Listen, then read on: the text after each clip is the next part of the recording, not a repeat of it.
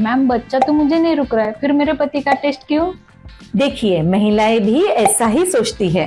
तो आज मैं आपको इस मॉडल की मदद से समझाऊंगी कि सीमेन एनालिसिस या फिर वीर्य की जांच ये सबसे पहला और जरूरी टेस्ट क्यों है जब हम बेबी प्लान करने की कोशिश कर रहे हैं। देखिए, ये है फीमेल रिप्रोडक्टिव सिस्टम। ये यूट्रस है, फैलोपियन ट्यूब्स और नीचे वजाइना। तो जब हस्बैंड वाइफ के बीच रिलेशन होता है तब स्पर्म्स सीमेन के साथ वजाइना में आते हैं। यहाँ से स्पर्म्स सर्विक्स के रास्ते यूट्रस में जाते हैं और फिर फैलोपियन ट्यूब्स तक पहुंचते हैं और यहीं पर स्पर्म और एग का मिलन होता है, जिसे हम कहते हैं फर्टिलाइजेशन। तो अब सोचिए कि अगर स्पर्म्स की संख्या कम है, वो कमजोर है या फिर आगे नहीं बढ़ पा रहे हैं तो फर्टिलाइजेशन कैसे होगा। और इसीलिए सीमेन एनालिसिस ये सबसे पहला और बेसिक टेस्ट है जिसमें हम जानते हैं कि स्पर्म्स की संख्या यानी कि काउंट, उनकी चाल, मोटिलिटी और उनका शेप यानी कि उनका मॉर्फोलॉजी सही है या नहीं।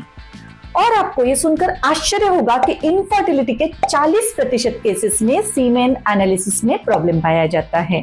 इसीलिए जब भी कोई कपल प्रेगनेंसी प्लान करने जाता है तब सबसे पहला स्टेप होता है हस्बैंड का सीमेन एनालिसिस करवाना। और वैसे भी प्रैक्टिकली ये टेस्ट करना बहुत आसान है। बस आप 2 दिन तक रिलेशन ना रखें, उसके बाद सैंपल दे दे और रिपोर्ट से तुरंत पता चल जाता है कि सब कुछ ठीक है या नहीं।